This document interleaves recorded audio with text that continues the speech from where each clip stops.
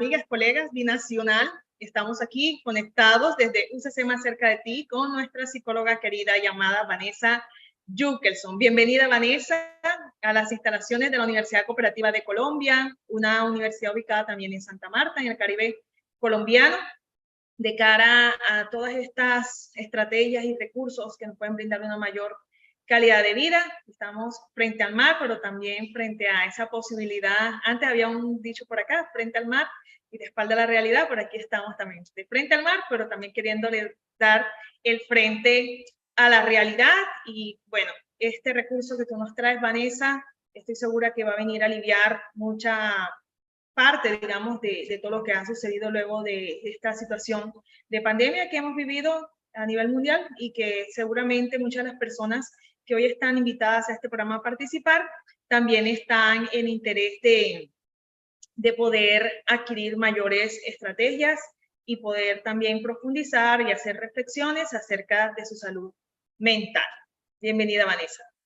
Bueno, muchísimas gracias, Zuleima, por esta presentación y esta idea que me imagino ahí frente al mar, ¿no? Qué bello todo el Caribe. Así que muchísimas gracias por tu convocatoria. Y hoy nos reúne un nuevo tema. Así es. Te quiero decir que la decana está muy interesada y te envía muchos saludos. Está feliz de que tú estés acá acompañándonos. La decana se llama Julie Suárez Colorado y es la decana de la Facultad de Ciencias Sociales y Humanas. También está muy al pendiente el subdirector y también el coordinador y la directora del área de bienestar social, de la bienestar universitario, y la directora, la doctora Joana Vargas. Entonces, gracias, Vanessa. Te quiero presentar, Vanessa. ¿Listo? Vamos. Gracias. Vanessa, aquí se las presento. Ella es abogada, mediadora y psicóloga por la Universidad de Boston en Estados Unidos. También es psicóloga clínica con especialización en teoría del apego, formación en un posgrado en psicoterapia cognitiva conductual, trastornos de la ansiedad, miembro de la comisión directiva de IAN Argentina y docente de formación en teoría del apego en dicha asociación. También recientemente ha recibido una condecoración como miembro honorario de IAN UK, IAN Reino Unido. Es además entrenadora en mindfulness, especializada a nivel nacional e internacional, profesora de mindfulness en el posgrado de la UCA, Ambiente y Desarrollo Sustentable, co-conductora radial para la difusión de temas de bienestar y salud, Nueva Economía y Bienestar Sustentable en Buenos Aires, Argentina, co-conductora programa de difusión de la teoría del apego, conversaciones sobre apego, y cofundadora Centro Crecer para la promoción de vínculos sanos y crianza respetuosa. Vanessa, todo un orgullo tenerte por acá, un honor, una felicidad que me da poder entrevistarte. Gracias por agendarlo y bueno, qué alegría tenerte tan cerca como amiga, como colega, pero además como gran orientadora de todos estos temas de salud mental. Bienvenida, Vanessa. Bueno, muchas gracias, Zuleima, gracias por tu presentación. Como mi copartner también en el programa de conversaciones sobre apego, en donde difundimos temas centrales para la teoría del apego. Hoy, entonces, nos vamos a reunir con este tema, que es el tema del mindfulness, para entender un poco de qué se trata. Acá ya es un tema, o en muchos países es un tema ya incorporado desde hasta cartillas médicas, trabajan con facilitadores de mindfulness, porque tienen beneficios enormes desde el punto de vista neurológico, desde el punto de vista conductual. Vamos a, si te parece, Zuleima, empezar a contar de qué se trata, de qué hablamos cuando hablamos del mindfulness, para que quizá gente que no esté en tema pueda entenderlo. Cuando hablamos de mindfulness, que es un término inglés, la traducción más interesante tiene que ver con la atención plena, la conciencia, lo que se llama awareness. ¿Y por qué hablamos del mindfulness? Vamos a hacer un pequeño traqueo para entender desde dónde surge. El mindfulness no es una creación de Occidente, una creación nueva. El mindfulness en realidad se remonta a toda una filosofía que tiene que ver con una filosofía budista. Pero lo que se ha hecho fue descargar del contenido religioso esta filosofía y aplicarla a lo que tiene que ver con la vida diaria. El que habló mucho, uno de los más importantes que ha hablado y que se lo relaciona con el mindfulness, Jon Kabat-Zinn. Y Jon Kabat-Zinn es un biólogo molecular, y esto es interesante, y a veces lo nombro para quienes no están en el tema de mindfulness, para que puedan entender como el background científico. Esto no es una filosofía mística. Realmente el mindfulness tiene un fundamento enorme en lo que es la neurociencia. Entonces, este hombre, Jon Kabat-Zinn, que es un biólogo molecular, que tiene un PhD en el MIT, que es una facultad enormemente conocida, en la década del 80 empezó a trabajar con este programa de reducción de estrés. Él lo que hizo fue empezar a darse cuenta y empezar a aplicar este método de este entrenamiento de 8 semanas en, por ejemplo, 2 grupos de trabajo. Él empezó a hablar con el tema de la psoriasis. La psoriasis, que es esta enfermedad psicosomática de manchitas blancas que puede tener la piel, y entonces él agarró y trabajó con dermatólogos y entrenó 2 grupos, un grupo que no se formó en mindfulness y un grupo formado en mindfulness. Y a esos 2 grupos se le hizo, obviamente, el tema de los rayos ultravioletas para el trabajo con la psoriasis. Lo que se descubrió, que no fue sorprendente, fue que el grupo que estaba entrenado en mindfulness había tenido una mucho mejor respuesta a estos rayos ultravioletas. Preguntamos, ¿esto es casualidad? Evidentemente no. ¿Por qué? Porque cuando el cerebro está en calma, cuando desde lo emocional estamos tranquilos, podemos incorporar el afuera desde un lugar diferente. En los momentos en donde hay estrés, tensión, ya sabemos todos que nuestro sistema inmune baja, que nuestros pensamientos tienen que ver con salvarnos, que nuestros pensamientos son más dicotómicos de todo nada, ¿no? Entonces, la propuesta del mindfulness tiene que ver con esto, ¿qué es? ¿Qué es el mindfulness? El mindfulness se dice o se puede de alguna manera definir, de esta definición de Jon Kabat-Zinn, como la atención plena al momento presente, sin juzgar y con aceptación. Entonces, si te parece, vamos a ir desmenuzando un poco de qué se trata esto para entender qué es el mindfulness. Claro que sí, Vanessa. Esto de estar en el momento presente me llama la atención. Voy a hacer aquí una pregunta curiosa. ¿Tendría que ver esto? Bueno, quiero decirle a toda la audiencia que nos está viendo que yo tenía mucha curiosidad sobre este tema. Sabía que Vanessa era la indicada para regalarnos esta entrevista y que generosamente lo ha hecho para nosotros. Y tengo una pregunta, y es que si esto tiene que ver con que de alguna manera uno empieza a poner en balanza qué es lo más importante sobre ese momento presente. No sé, tengo esa pregunta desde... Sí, es muy interesante la pregunta, Zulema, porque en realidad tiene que ver con esto. Entender que lo único que existe es el momento presente. Pero nuestra mente, como todas las mentes, son complejas. Y tenemos y trabajamos con un sistema de nervioso también complejo. Entonces, nuestra mente, que busca nuestra supervivencia, tiene esta capacidad de volar del pasado al futuro y del futuro al pasado.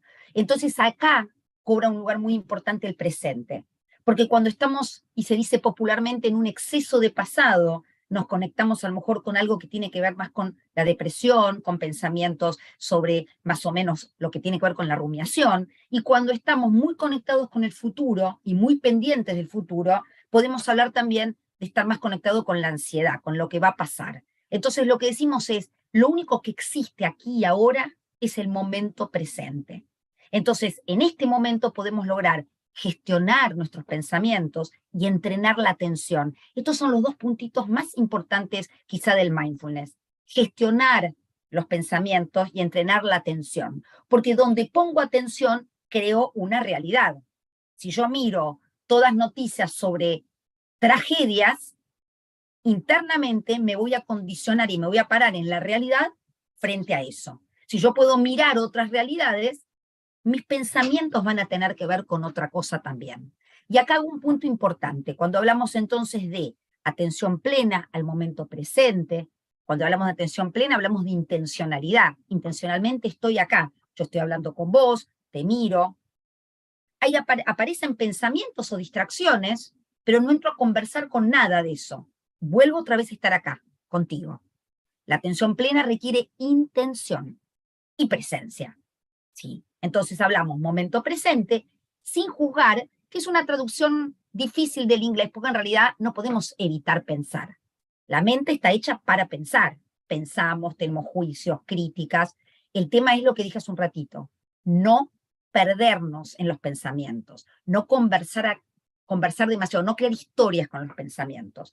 Estoy acá, estoy pensando lo que tengo que hacer a la tarde. Ahora, generalmente lo que nos pasa es que seguimos conversando y me voy de aquí contigo. ¿Sí? Mi cuerpo está acá y la pregunta es, ¿dónde está mi mente? Todos los que estamos acá, pero ¿dónde está nuestra mente? ¿Está acá o está pensando en algo que viene de hacer o algo que tiene que hacer? ¿Sí? Entonces, el tema de los pensamientos es muy interesante porque nos va a permitir crear realidades diferentes. A eso voy con el tema de no juzgar, es decir, no entrar a conversar. Y finalmente la aceptación, que es un tema increíble para entender, difícil quizá para desarrollar en poco tiempo, pero sí me gustaría decir que la aceptación tiene que ver con aceptar lo que es. Qué fácil parece, pero a veces es muy difícil. Evitamos, buscamos diferentes caminos para no hacernos cargo. Y la realidad es que solamente podemos gestionar lo que aceptamos. Si yo estoy así y digo, estoy con dolor de espalda, no voy a poder mejorar sin primero aceptar que estoy así. Entonces, la aceptación implica no que me guste lo que hay. Ojo, aceptar no es que me guste lo que hay. Aceptar implica reconocer que esto está ocurriendo y a partir de ese reconocimiento poder tomar una decisión y poder actuar. ¿Se comprende esto último? Sí, sí, se comprende y se va uno a la profundidad también de pensar cuántas veces hemos estado así y pasan muchas horas estando así. No haces como ese registro de no solamente de tu cuerpo, sino de tus ideas rígidas y toca soltarlas. Más, lo dices y de una vez lo solté. De uno Sí. suelta porque de verdad que a veces tienes unas ideas muy, no puede tener ideas ancladas y hay que soltarlas, ¿no? Exacto, y ese comentario es interesante porque volvemos a este punto. Conocernos, estar en el presente, nos permite entendernos y responsabilizarnos sobre nuestra propia vida. Siempre buscamos respuestas en el otro, en este que me dijo, mi madre, mi padre, mi amigo, y la verdad es que, o una de las posibles verdades es que la responsabilidad sobre nuestra vida es de cada uno. Y un poco la idea del mindfulness tiene que ver con eso. Entonces es reclamar la responsabilidad sobre la propia vida. Perdemos mucho tiempo en historias pasadas o en historias futuras. Y lo que existe, vuelvo, es hoy. Pero es verdad que convivimos con un sistema nervioso complejo. Tenemos un sistema nervioso que, como dijimos, está construido para la supervivencia. ¿Qué quiere decir esto? Que cuando pensamos, se crean realidades internas. Si vos estás conmigo ahora y ponte a pensar en algo difícil que puede ocurrir en tu vida, probablemente, aunque ese sea solo un pensamiento, tu mente va a leer ese pensamiento como una realidad. Y probablemente tengas repercusiones desde lo fisiológico, palpitaciones, sudoración, ¿sí? Y desde lo cognitivo, pensamientos, ¿no? Rumiaciones y pensamientos para resolver ese conflicto que le estás presentando a la mente. El tema es que muchas veces esos pensamientos no son reales, son solo pensamientos que tienen que ver con qué, con nuestra historia, con nuestra biología, porque somos un poco lo que traemos más lo que nos va ocurriendo. Y entonces, lo interesante de acá cuando hablamos de los pensamientos es entender esto, que muchas veces lo que pensamos le damos, digamos, un rango de realidad y es solo un pensamiento. Estoy vieja, estoy grande, estoy fea, no voy a poder. Todo eso son pensamientos, pero no es la realidad. Pero cuando los pensamos, generamos realidades internas. Por eso el mindfulness lo que propone es esta idea de filosofía de vida, de intentar ayudar a nuestro cerebro, esta parte más difícil, a gestionar para tener una vida más funcional. Se dice que tenemos varios cerebros, que convivimos de manera didáctica con varios cerebros, con un cerebro mucho más arcaico, ¿sí? Con un cerebro más animal, que este es el que busca la supervivencia. Este cerebro que tiene que ver con el animalito o el hombre de las cavernas que salía y aparecía un león y había que hacerle frente. ¿Y eso qué implicaba?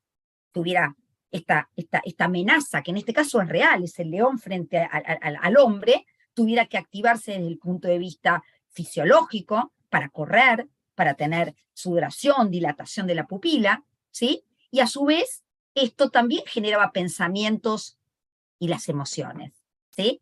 Ahora, en la vida real, ¿cuántos leones reales hay? En la vida real, hoy, nosotros en este estado de evolución, ese cerebro nos va a llevar a decisiones realmente poco funcionales, porque hay pocas situaciones en donde hay riesgo de vida. ¿Se entiende esto? Entonces, lo más importante es trabajar para qué, para gestionar este cerebro que busca la supervivencia, en donde vale todo o nada, porque me tengo que salvar, y en la vida real hay grises, hay grises. Si yo quiero sacar no sé, una hormiga de la pared, ¿sí? Aunque crea que, o una víbora que creo que es venenosa, si yo agarro un cañón y rompo todo, quizá se me cae la casa encima. Entonces hay decisiones que no sirve el todo o nada. En los vínculos no sirve el todo o nada. Hay grises. Y el gris se puede trabajar cuando nuestra mente está tranquila. Cuando estamos en estado de supervivencia, no vamos a poder pensar, porque hay estructuras mentales, ¿sí? La amígdala, el hipocampo, que es otra parte de nuestro cerebro, se bloquea. No podemos incorporar conocimiento porque estamos solamente seteados para salvarnos. Ahora, cuando podemos activar este cerebro más evolutivo, este cerebro que tiene que ver con lo humano, podemos presentarnos a la vida desde un lugar diferente. Hablamos de reacción cuando hablamos de este cerebro más antiguo, más primitivo, en donde lo que está en juego es la vida, y hablamos de respuesta cuando hablamos de este cerebro más evolutivo, en donde quizá no está solamente la supervivencia en juego, sino que está en juego la felicidad. A este cerebro no puede pensar en felicidad cuando está pensando en vida o muerte. Cuando este cerebro está tranquilo, el cerebro evolutivo puede responder evaluando desde un lugar crítico, haciendo uso de estructuras más modernas, como es esta corteza prefrontal, el pensamiento crítico, yo a este amigo lo quiero, ¿vale la pena que yo me pelee? No, a lo mejor puedo mantener la amistad poniendo límites. Entonces, este cerebro evolutivo necesita tener la tranquilidad de que no hay riesgo para poder actuar y tomar decisiones funcionales.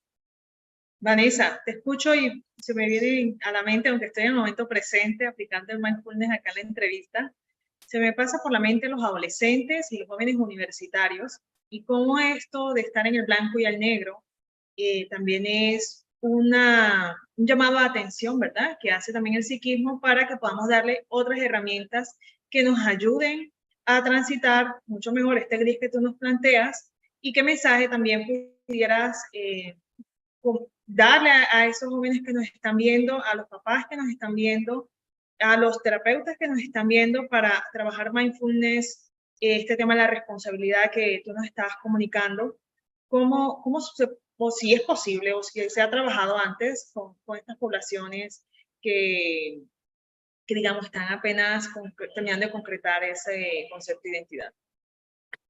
Sí, y de vuelta es muy interesante la pregunta, porque en realidad cuando podemos entender cómo funciona el cerebro, podemos ser mejores acompañantes, mejores padres, mejores amigos, mejores profesores, docentes. El mindfulness se aplica en todas las etapas, ¿sí? Pero tenemos que entender también que un niño y un adolescente aún no tienen formado su sistema nervioso, que termina de formarse alrededor de los 25 años. Por lo tanto, los adultos somos de alguna manera guardianes, prestamos nuestra corteza prefrontal, prestamos esta capacidad que tenemos de regular, y ahí hablamos un poquito de teoría del apego, pero prestamos esta capacidad, ¿para qué? Para ayudar a que el niño y que el adolescente pueda entender qué le pasa. Un niño con un berrinche es un niño que está actuando con este cerebro, porque el cerebro evolutivo todavía no lo tiene desarrollado. Y en comentarios o en situaciones siente su vida en juego. Tiene hambre, llora, no tiene muchas veces la palabra. Por lo tanto, el adulto puede, desde un lugar sensible y presente, ser voz de ese niño. Estás cansado, tenés sueño. Ahora, cuando el niño está muy activado, el niño, dijimos, no puede pensar. Y ahí lo que necesitamos es contener cuerpo. ¿Por qué? Porque el niño está actuando desde un lugar de supervivencia. Y lo que tenemos que tratar de entender que es un niño desregulado necesita regulación. Un adolescente desregulado también necesita regulación. Una vez que logramos la regulación, ahí podemos reflexionar, este increíble diálogo reflexivo que tanto promueve Mario Marrone también con su teoría del apego, ¿no? Es decir, la posibilidad de pensarse y pensar juntos.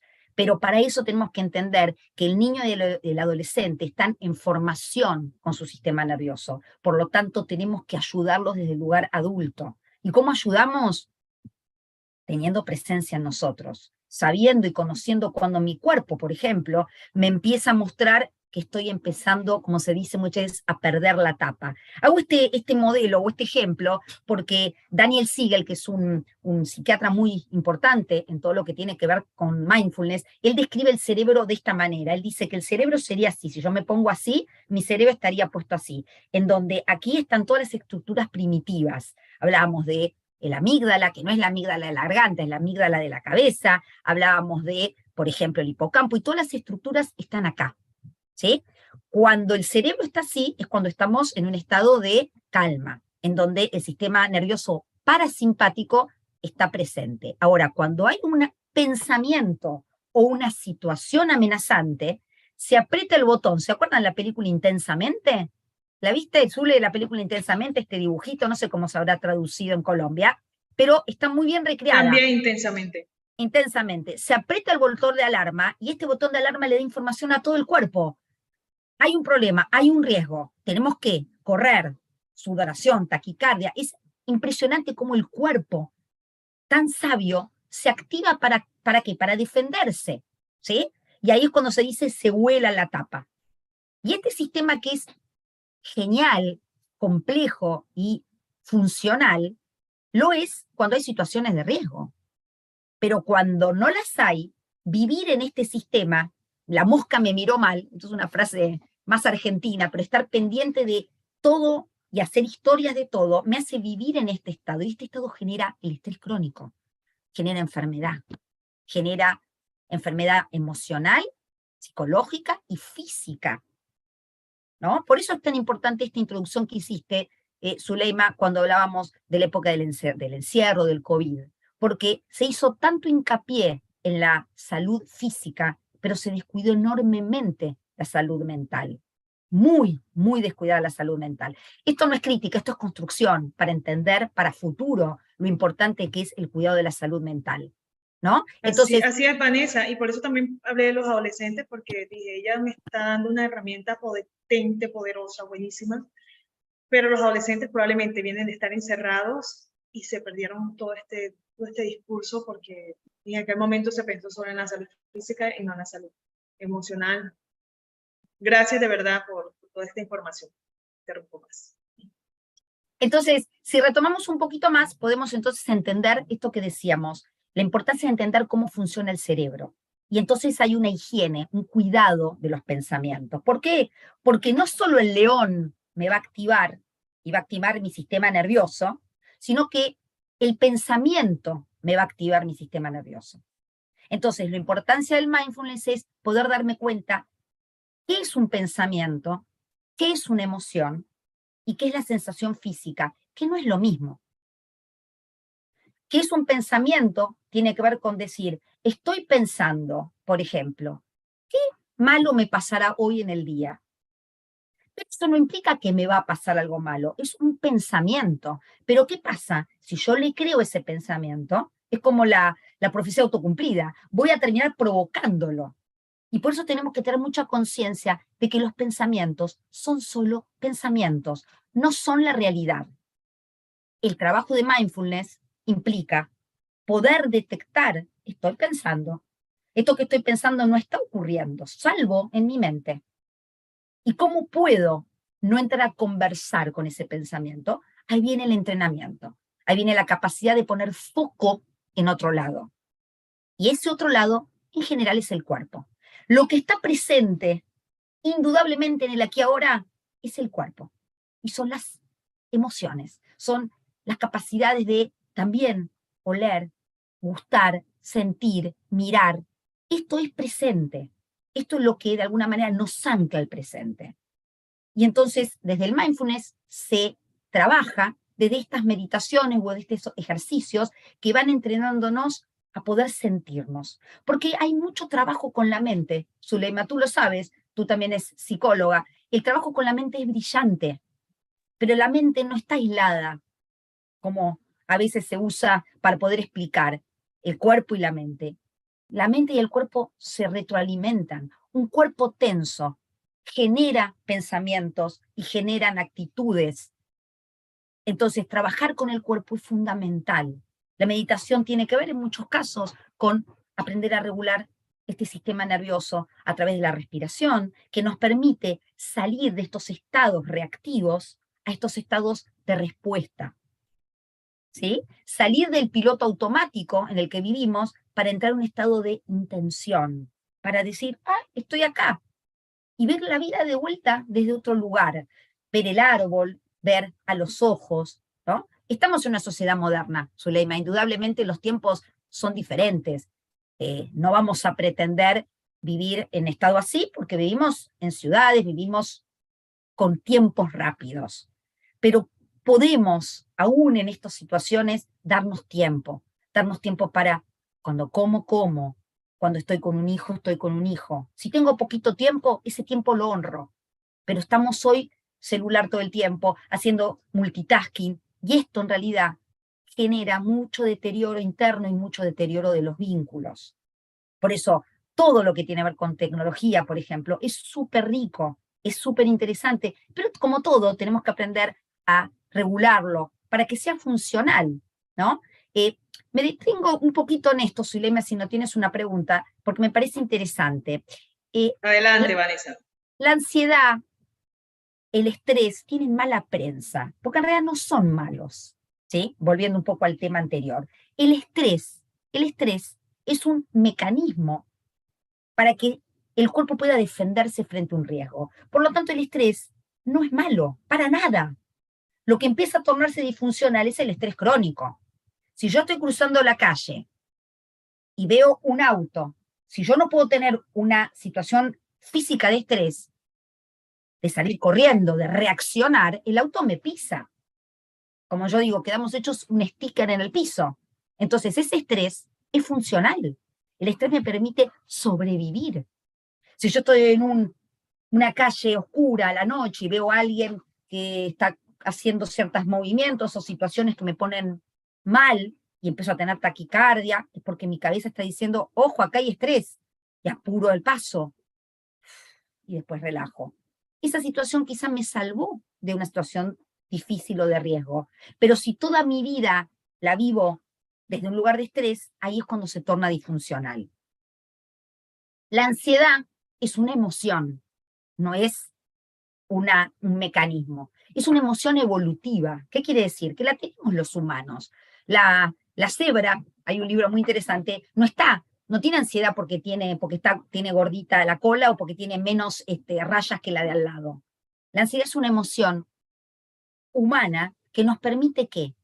Mirar el futuro y esta sensación de miedo al futuro y el pensamiento, juntarlos para poder hacer algo, ¿para qué? Para hacer frente a un futuro. Estoy acá, bueno, todos estos países como la Argentina, Colombia, con problemas económicos, si yo digo, bueno, tengo que pagar el colegio de mis hijos y no tengo ahorros, entonces empiezo a tener ansiedad. Ahora, la ansiedad me permite que, desde lo cognitivo, decir, bueno, si yo vendo esto, me cuido en tal cosa, y entonces esta ansiedad me permite resolver problemas del futuro. Ahora, cuando la ansiedad también es crónica, detona el estrés.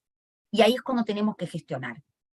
Vuelvo entonces al tema del mindfulness, nos permite esto, atención al presente, entender que mi cabeza piensa naturalmente, para eso está hecha, entender que no todo lo que pienso es real, ¿sí? Y poder entender las emociones, poder transitar mis emociones aceptándolas. Ahí hablamos también de aceptación de los pensamientos, de las emociones, y el cuerpo que toma un lugar primordial en lo que tiene que ver con lo que es mindfulness. El cuerpo es el lugar en donde las emociones se experimentan. No es lo mismo pensamiento, no es lo mismo emoción, no es lo mismo cuerpo. Y tenemos que tratar de poder sentir y conectar con las tres situaciones, porque las tres son importantes. Mira qué interesante, Vanessa, estar de frente al Caribe colombiano, frente al mar. A veces nos hace estar muy hiperactivos, muy del tambor, el baile, y de alguna manera pareciera que eso hace una sincronía entre el pensamiento, la emoción y el cuerpo. Pero ahora que tú nos mencionas, y aquí a veces se hace el cuestionamiento del estar en ese estado zen, es que esto que nos plantea el mindfulness no es solamente estar en una meditación silenciada, sino una meditación conectada con cada una de estas experiencias corporales y psíquicas para poder reencontrarnos y reconocernos luego de haber pasado la infancia en la que no tenemos mayor conciencia de estos diálogos.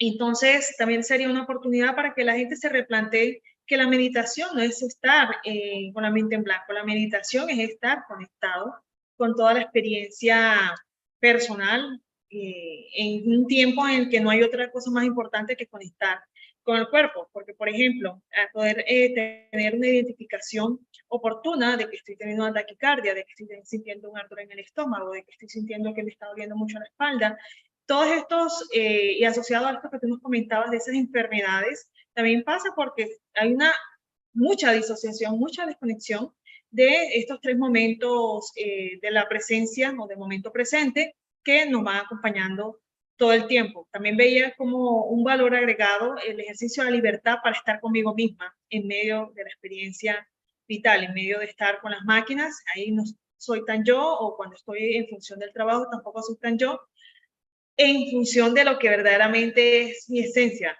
Ahí es como que, no estoy diciendo que en otros momentos no aparecen los aspectos de nosotros, sino como que tú nos estás invitando a partir del mindfulness, y esto que estás comentando, a que saquemos un tiempo y un ejercicio de libertad para estar con nosotros mismos. Que el otro parece libertad, pero realmente es que estamos muy hiperconectados con otras situaciones que parecen prioridad, pero que si nosotros no atendemos nuestro cuerpo, probablemente vamos a seguir disociándonos más y más de todas las necesidades que tiene él para seguir el autocuidado. Muchas gracias, Vanessa. Totalmente. Hiciste también mención algo interesante, que es la mente en blanco. La mente en blanco no existe. La mente en blanco no existe porque si nosotros hacemos un electroencefalograma, la mente hace esto. Enhorabuena, porque estamos vivos. Entonces, aún con un entrenamiento increíble, los pensamientos no dejan de existir. Meditadores absolutamente expertos, ¿sí? Tampoco dejan de pensar. Quizá tienen un entrenamiento en donde pueden irse y volver más rápido, o a donde se va la mente inintencionalmente son lugares diferentes y no de riesgo, pero todos pensamos. Entonces, la mente en blanco es quizá un lindo afiche de venta de algo, pero no existe la mente en blanco. Lo que tratamos es de convivir con lo que es. Y lo que es está, aunque no queramos conectar. Y es la conexión lo que nos permite gestionar. Y la gestión es lo que nos da libertad. Porque muchas veces estamos ante situaciones que no podemos evitar, pero podemos elegir cómo pararnos frente a esas situaciones. Por eso, reclamar esa libertad es interesante. Se dice que el sistema nervioso se desconecta cada 10 segundos, por lo tanto es normal que nosotros nos vayamos, ¿no? A este piloto automático. Es normal que ocurra. El tema es la posibilidad de volver. ¿Cuántas veces nos damos cuenta que estamos colgados, decimos en Argentina, pero de alguna manera idos, estamos en pensamientos, y eso no es malo? Las mejores creaciones e invenciones se crearon en estos estados de no tanta intencionalidad o conciencia, ¿no? Esas creaciones increíbles fueron en estos estados más inintencionales. Pero la idea es que podamos volver a que la regla sea la intención y la presencia, y que tengamos ciertos, digamos, idas, que es normal del propio sistema nervioso, pero reclamar la presencia constantemente. Esto nos va a ayudar para un montón de cosas, sobre todo para saber qué queremos, para saber dónde estamos. Porque, como digo, cuando conocemos, podemos hacer algo al respecto. Conocer el sistema nervioso, conocer cómo entrenarlo, nos ayuda también a ayudar a otros. Y esto también tiene mucho que ver con lo que decíamos antes respecto a la posibilidad de regular a otros, primeramente regulándonos nosotros. traemos un bagaje enorme genético y un bagaje enorme del entorno. Pero lo bueno, ¿sabes qué es, Zule? Que siempre se creyó que el cerebro, nacíamos y moríamos con un cerebro. Y hoy está más que probado que el cerebro se moldea con las interacciones, se generan nuevos hábitos. Por eso, obviamente que uno está en estos estados a veces de comodidad, ¿no? De lugares cómodos, quizá no felices, pero son cómodos. Y el desafío quizá es es generar nuevos hábitos que nos permitan lograr y maximizar nuestra felicidad. Pero saber que hay situaciones que se llaman como estos lugares de confort, ¿no? Que en realidad no son tan de confort, pero que me permiten a este cerebro tan inquieto para que esté a salvo, me dan sensación de estar a salvo. Pero a veces nos viene la posibilidad de preguntarnos, ¿estoy a salvo, pero estoy feliz? Y ahí empieza el desafío de generar hábitos nuevos. Entonces, con la meditación, y la meditación, hiciste un punto interesante ahí, Zuleima, no es sentarme así.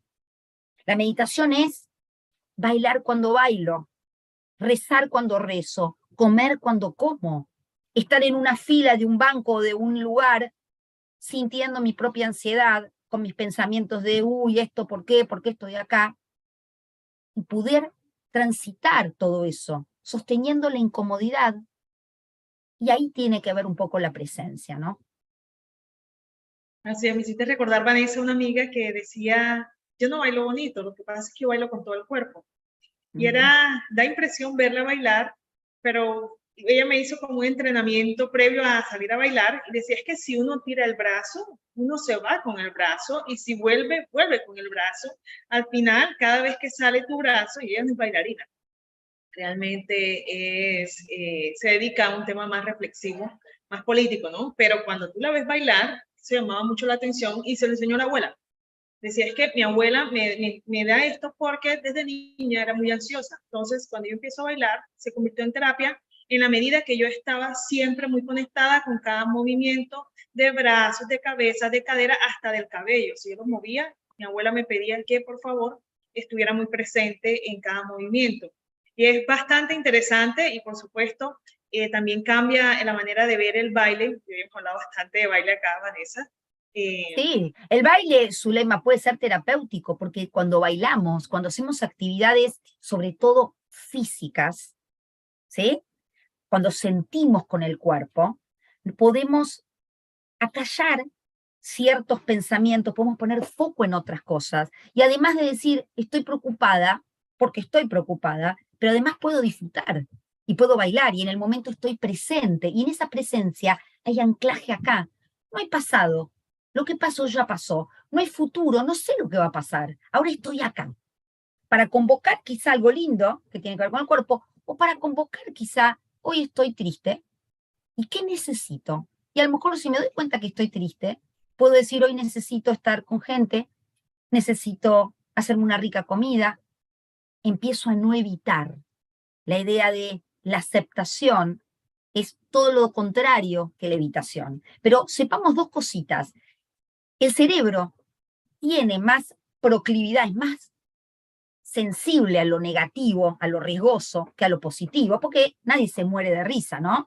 Convengamos que eso no representa un riesgo para nuestro cerebro. Por lo tanto, hay un sesgo que se llama sesgo de negatividad. ¿Qué quiere decir? Que nuestro cerebro está más atento a lo malo que a lo bueno. Y eso nos pasa a todos. Por eso tenemos que gestionar. Porque hay otro sesgo de confirmación en donde yo voy a buscar a la realidad lo que creo, lo que pienso. Entonces, si yo pienso que está todo mal, voy a buscar todo lo malo para confirmar. Y mi cerebro me va a ayudar en esto también, desde este lugar del sesgo de negatividad, buscando lo que está mal. Por eso tenemos que trabajar en eso, para entenderlo y para poder gestionarlo. Porque el tema tiene que ver con promesa eso. Que... ¿Promesa? No, promesa que empieza a revisar mindfulness. Interesante, buenísimo. Es muy interesante, Zuleima, entenderlo desde muchísimos lugares. Y tú sabes que así como decíamos que las experiencias de vida van a hacer que este cerebro con el que nacimos pueda modificarse porque son nuevos hábitos, que hacen que el cerebro vaya cambiando, la evidencia científica es que con la práctica del mindfulness hay de verdad cambios en las estructuras mentales. ¿Qué quiere decir esto? Que a lo mejor son muy difíciles de graduar, pero con estudios neurológicos se pueden traquear, se pueden ver.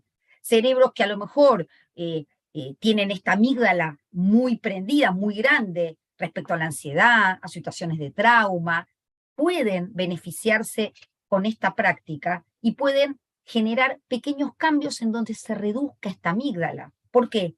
Porque el cerebro empieza a poder gestionar desde un lugar diferente.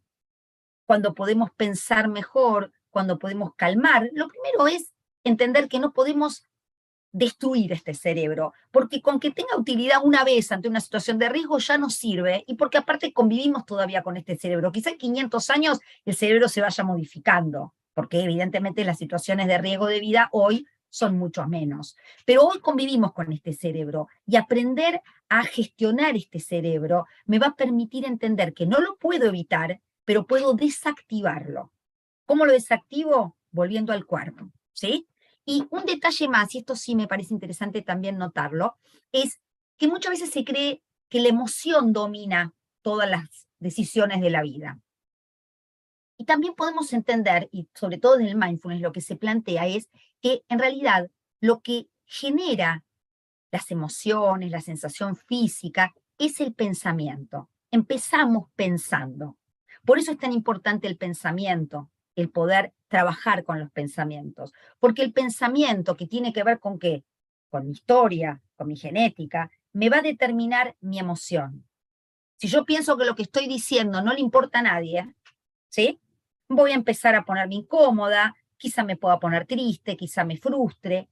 Ahora, si yo pienso que esto que digo, que no solo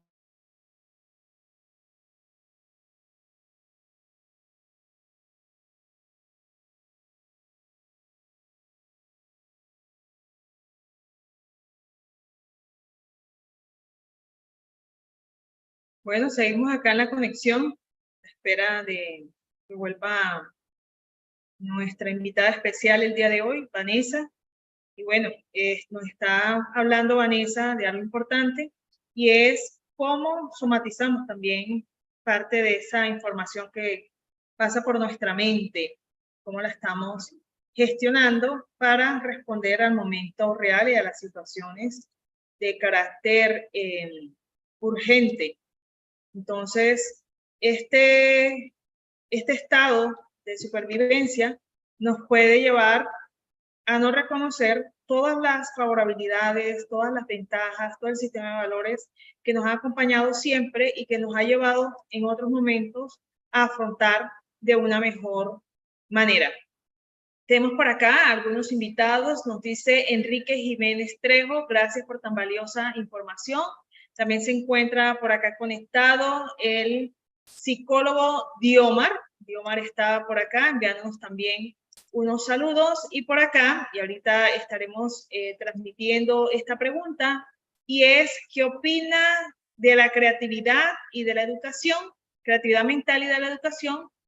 Y además, un saludo también que nos hace Wonka por acá con una manito fucsia. Bueno, voy a hablar de mindfulness, nos ha llevado también a tener una curiosidad bibliográfica. Al principio nos estaba hablando Vanessa de este importante investigador también y persona que está muy en la práctica de ese momento presente, lo que nos lleva también a investigar un poquito más nosotros cómo podríamos hacerlo de una manera distinta, ¿no? De aprender un poco más de lo que viene a ser la meditación guiada. aquí estoy, Zuleima, no sé si me escuchas. Te escucho y estaba haciendo una síntesis también de lo que tú nos has venido mostrando y cómo la bibliografía nos puede ayudar a seguir adentrándonos en este tema tan importante, Vanessa. Bueno, y tú nos venías comentando en toda esta capacidad que podíamos tener nosotros. Yo hice aquí una síntesis también de que termina en lo psicosomático, Vanessa. Toda esta información, si nosotros no nos detenemos a reflexionar y a decir, esto no es lo que está sucediendo en el momento presente. Sí, exactamente, y yo cerraría, si hay alguna pregunta, estoy aquí, pero sobre todo con la idea de pensar cómo la idea del cuerpo. Haría hincapié en esta última parte, cómo el cuerpo es fundamental en todo lo que tiene que ver con la capacidad de regularnos. Eh, a veces no puedo resolver pensando más pensamientos. A veces lo que necesito, casi como un niño, es volver al cuerpo, suavizar el cuerpo para poder gestionar esta parte del sistema nervioso, para poder ser más funcional. ¿Sí? Yo me había quedado en la última parte entendiendo los pensamientos, las emociones y las sensaciones físicas, y entender cómo el pensamiento va a determinar en gran medida mi emoción y mi sensación física. Por lo tanto, a veces es difícil de entender si hay un pensamiento atrás, pero a veces desde lo físico podemos entender que el cuerpo habla lo que la mente calla, y muchas veces el cuerpo expresa lo que en algún lugar de nuestra mente está pasando, que no es que no queramos, pero a veces son historias muy duras, y por eso muchas veces el mindfulness se usa junto con una terapia que nos ayuda a indagar y a entender desde dónde mi cabeza está pensando. Porque en realidad somos tantas personas como realidades, y la manera de ver la realidad tiene que ver con nuestra propia vivencia y nuestra propia historia. Así que básicamente la idea del mindfulness es acercar esta, digamos, filosofía de vida para los que les interesa de esta manera. Muchos lo usan como una técnica y también vale, pero la idea es poder empezar a pararnos desde la vida de un lugar diferente. ¿Para qué? Para entrenar esta capacidad de flexibilidad, que de alguna manera es lo que nos permite ser felices, ¿no? Ser flexibles ante la realidad. Claro, y cómo esto de practicar mindfulness o interiorizar esta filosofía de vida va a llevar un proceso, va a llevar un tiempo. Lo digo para personas que están muy hiperactivadas, que tienen muchas sintomatologías de ansiedad, que sienten que sus traumas de la infancia de repente les han quitado esa capacidad de estar en el tiempo presente, pero convencida, Vanessa, que con la práctica de esta filosofía, como tú nos estás planteando, probablemente esto va a encajar muy bien en una nueva oportunidad para el cerebro, para el mundo emocional, para la experiencia interpersonal. Vanessa, hay unas preguntas en YouTube, ¿Sí? que las quiero transmitir. Está por acá Wonka y dice, ¿qué opinas de la creatividad mental y la educación? Muchas gracias por tan valiosa información, dice Enrique Jiménez, y también Wonka por acá nos envía una manito fucsia. ¿Qué opina de la creatividad y de la educación?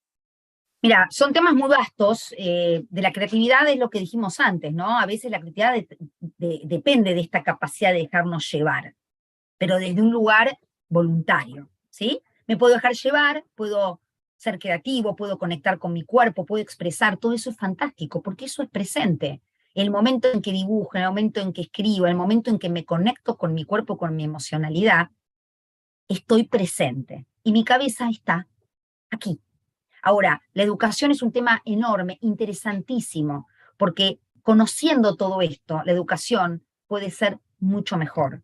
De hecho, hoy en los colegios se habla de lo que hablan de la inteligencia emocional, no tanto la inteligencia del IQ, ¿no? De la inteligencia racional. La inteligencia emocional es algo que se entrena muchas veces, la capacidad de sentir.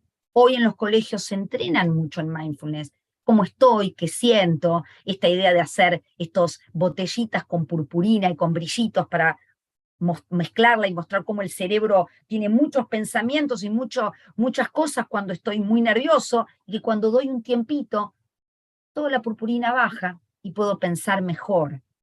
Y un niño que está nervioso no puede aprender. Un niño que se siente en riesgo se bloquea. A veces se van a neurólogos, se estudian los niños porque no aprenden, y el niño en realidad no tiene un problema neurológico, lo que tiene es miedo. Cuando hay miedo, se bloquea la capacidad de aprender, porque el cerebro está defendiéndose, no está posible para poder incorporar. Entonces, todos estos conocimientos de la neurociencia, del mindfulness, nos permite generar una educación mejor, entender el rol de este profesor, de este maestro en la seguridad para que el niño se sienta seguro, para que pueda aprender, que se sienta emocionalmente conectado. El tema del bullying ha tenido un montón de influencia de lo que tiene que ver con la capacidad de sentir emocionalmente, porque cuando a un niño, en vez de retarlo, se le dice, ¿qué estará sintiendo este niño al que vos le hiciste tal cosa? La empatía, trabajar la empatía también tiene que ver con el mindfulness. Y la empatía genera unas mejores vinculaciones, porque me pongo en el lugar del otro. Entonces, para la educación, todo el trabajo emocional es fundamental, a mi criterio, ¿no? Excelente, gracias por esa respuesta, muy nutrida cada una de tus intervenciones, doctora Vanessa Yukelson, porque de verdad que nos está dando mucho material para la vida. Vanessa, tenemos por acá dos preguntas más. Nos dice Dion Marangarita Uribe, ¿el mindfulness se puede realizar en grupo, como por ejemplo en familia, o cómo se podría realizar? Y pregunta por acá Jainer Enrique Reales Hernández, doctora, gracias por la invitación. Me gustaría saber sobre las terapias de relajación y autocontrol, ya que a lo largo de la vida vamos a presentar situaciones de estrés y ansiedad. Muchas gracias. Con respecto entonces a la primera pregunta, como dijimos, si bien hay desde el mindfulness meditaciones formales, estructuradas, porque son las que están medidas, las que están testeadas, de alguna manera entender que todo este testeo se hizo a través de un médico muy reconocido que se llama Richardson. Richardson llevó a meditadores expertos a Harvard para poder testearlos. Estos estudios se han hecho en el cerebro de meditadores expertos en donde han habido toda esta información y esta evidencia. Entonces, lo que digo es, estos son los ejercicios de alguna manera formales, pero la meditación no requiere estar así, como dijimos. La meditación puede ser en familia, puede ser al momento de la cena, acompañar para poder mirar los colores, para poder saborear, para ir más lento, para poder charlar cómo le fue a cada uno, para poner presencia en esos momentos de conexión. Entonces, como dije antes, en la cola, haciendo la fila, podemos generar un momento de conexión. Hablando con un hijo, hablando con una amiga, estando solos, gestionando la presencia. Así que sí, el mindfulness se puede de alguna manera practicar en la vida diaria, reconociendo lo que siento, lo que pienso, dónde lo siento en el cuerpo, ¿no? Eso es mindfulness. Ahora, a la segunda pregunta es muy, muy larga, quizá para contestarla ahora. Hay terapias, obviamente, que aplican el mindfulness, muchísimas terapias que lo aplican, porque de verdad lo que podemos entender es que un cuerpo relajado y una mente relajada puede aprender con H. Los cambios que podemos generar son los cambios que la mente puede ir de a poco haciendo cuando siente que está tranquila. Y entonces es muy interesante incorporar estas prácticas en lo que es la terapia y en el acompañamiento de pacientes, ¿sí? Para que puedan generar cambios reales, cognitivos, tenemos que estar tranquilos. Si estamos así, sintiendo que estoy en riesgo, es muy difícil que pueda incorporar información o trabajar en explorar mi propia historia, porque tengo que tener mucha tranquilidad y seguridad para poder hacerlo, ¿no?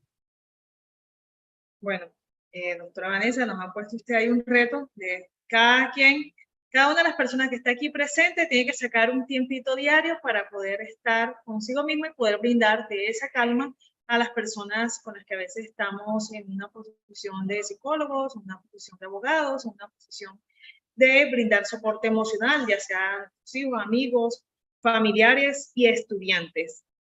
Quiero, Vanessa, volver a retomar parte de tu formación. Quiero que eso también quede aquí, digamos, en nuestra grabación, al principio y al final, porque la doctora Vanessa es abogada, mediadora y psicóloga. A esto lo ha estudiado en la Universidad de Boston, Estados Unidos. Además es psicóloga clínica con especialización en teoría del apego. Además tiene posgrados en terapia cognitiva conductual, trastornos de la ansiedad, miembro de la comisión directiva de IAN Argentina y docente de la formación en teoría del apego de dicha asociación.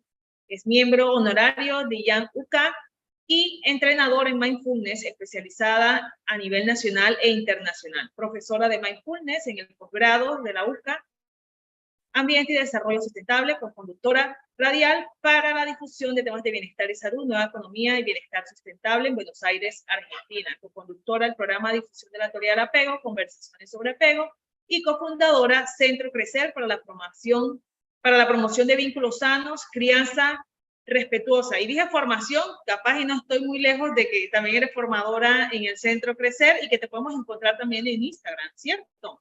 Sí, tengo un solo comentario. Yo me formé como abogada y como psicóloga en la Universidad de Buenos Aires. Lo que tengo es hecho un máster, un LLM, un posgrado en Boston, respecto al derecho, pero me he formado acá en Argentina. Sí, me pueden seguir en Facebook, en las redes, Vanessa Jukelson, en Ian Argentina, tenemos muchos lugares para poder compartir conocimiento. Te agradezco enormemente, Zuleima, este espacio. Estoy abierta, obviamente, para poder convocar otra posibilidad de conversar y preguntas. Es un tema muy largo, es muy vasto, pero ojalá que haya sido claro, al menos como introducción para quienes no están con el tema de mindfulness, para empezar a saborear con presencia, como con la comida, saborearla, que no perdemos más tiempo, en realidad el tiempo es el mismo, pero la presencia me da otro disfrute. Claro, y yo también estoy fascinada de haber compartido contigo en este espacio, de haber estado muy presente. Es un tema que convoca de una vez a la mente a estar bastante tranquila. Y tengo por acá algunos comentarios, han llegado más comentarios al YouTube. Dice por acá Elizabeth de Granados, gracias por tan valiosa información. Pregunto si hay algún libro que recomiende para las prácticas de mindfulness. Dice por acá Sofía González, el mindfulness se puede hacer en cualquier momento y cualquier lugar. Realmente esa técnica me ayudó muchísimo con la ansiedad, dice por acá Elizabeth Díaz Granados. Muchas gracias, Sebastián Zulema, por esta vez información socializada y con una persona tan preparada como la doctora Vanessa. Dice por acá Diomar, muchas gracias por la información, muy útil para nuestra vida diaria como personas y como profesionales. Dice por acá Angie Ponce, ¿qué sería lo más adecuado cuando sobrepensamos en un conflicto y queremos desahogarnos con la pareja? ¿Quién es el protagonista del conflicto? ¿Cómo sería bien la pregunta? No entendí la pregunta respecto a decir, una persona que está enojada con su pareja, ¿qué es lo que debería hacer? ¿Eso es lo que preguntan? Eso es lo que preguntan. Bueno, de alguna manera también esto es entender, ¿no? Entender que muchas veces cuando señalamos a alguien con un dedo, nos señalamos a nosotros con tres, ¿no? Que muchas veces tenemos que trabajar en nosotros mismos antes de también trabajar con los demás. Cuando estoy enojado, tengo que entender que mi cerebro está así. Y entonces yo tampoco puedo reflexionar ni entender, y mis decisiones van a ser blancas o negras, casi como destruir al otro. Y entonces cuando puedo entender esto, puedo entender que necesito un tiempo para volver, para pensar, para bajar, para reflexionar y para poder activar esta parte más evolutiva que va a valorar el vínculo. Esta persona es un par, no es mi enemigo, qué es lo que yo necesito y cómo comunicarlo para que la otra persona no active también su cerebro de querer de sentirse amenazado. La idea es, desde el lugar calmo, puedo pensar mejor. Por lo tanto, ante un conflicto, quizá una muy buena idea es decir, esto me está poniendo en una situación en donde me siento triste, vulnerable, enojada, me gustaría hablar de este tema cuando esté más tranquila o más tranquilo.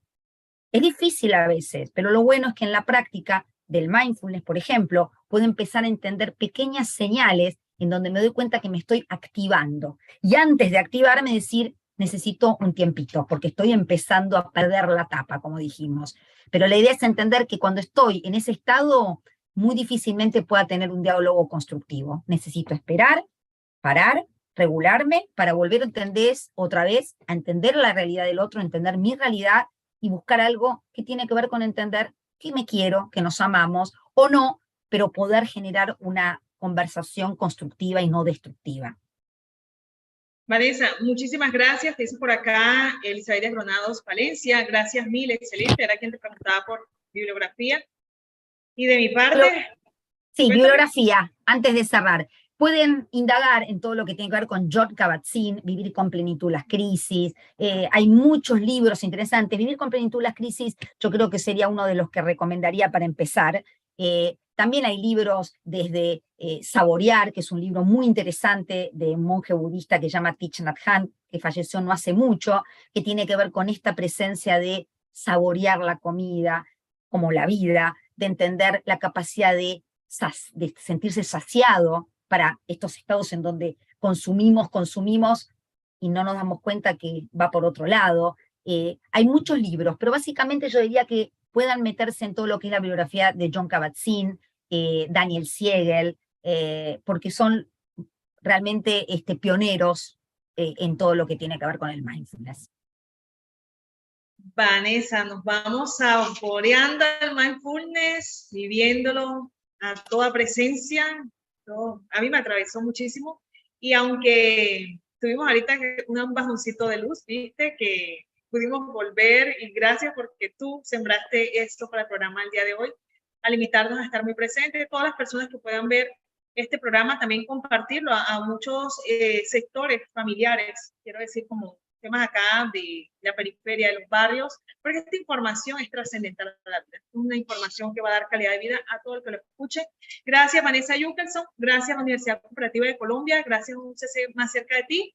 Y bueno, de verdad que estoy muy agradecida, feliz de haberte escuchado y esta amistad virtual que nos brinda hoy las redes sociales, de verdad que son de mucho provecho y de mucha ganancia para la vida. Vanessa, si quisieras darnos un mensaje de despedida para la comunidad universitaria en general. Absolutamente. Gracias, Zulema, por convocarme. También valorando nuestra amistad virtual, que ya miré para Colombia algún día, o tú vendrás para acá. Agradeciendo, claro, a la universidad, a las autoridades, a los que nos acompañaron. Y también el mensaje sería que esto es un proceso, que esto no es el Mac Mindfulness como el McDonald's, esto no se compra, esto se entrena, esto es, como decimos, el gimnasio, pero en vez del gimnasio del cuerpo es el gimnasio de la mente, ¿eh? Cuerpo sano en mente sana y viceversa. Y el consejo a lo mejor no es un consejo, quizá es más una experiencia de vida. Entender esto, cómo funciona el cerebro, nos va a ayudar a entender cómo actuamos, entender nuestra historia, indagar en qué hicimos, qué nos pasó, y poder buscar maximizar nuestra felicidad. Como digo, a veces es ser nuestra mejor versión, entendiendo que hay cosas con las que venimos, pero que podemos pararnos frente a la vida eligiendo cómo pararnos. Como decíamos en un momento de esta conversación, no es lo que nos pasa, sino lo que hacemos con lo que nos pasa. Y yo creo que siempre estamos abiertos a generar hábitos nuevos que generan trabajo, pero que realmente vale la pena. Gracias, Vanessa. Nos despedimos. Hasta la próxima vez y feliz de tenerte por acá. Claro que sí, siempre de puertas abiertas para ti, la UCC, Campus Santa Marta. Un saludo grande a todos y gracias, Zulema. Que tengan buenas tardes. Gracias. Saludos también a mis colegas docentes del programa de psicología, que también están por acá siempre al pendiente. Hasta luego. Chao, Zulema. Chao.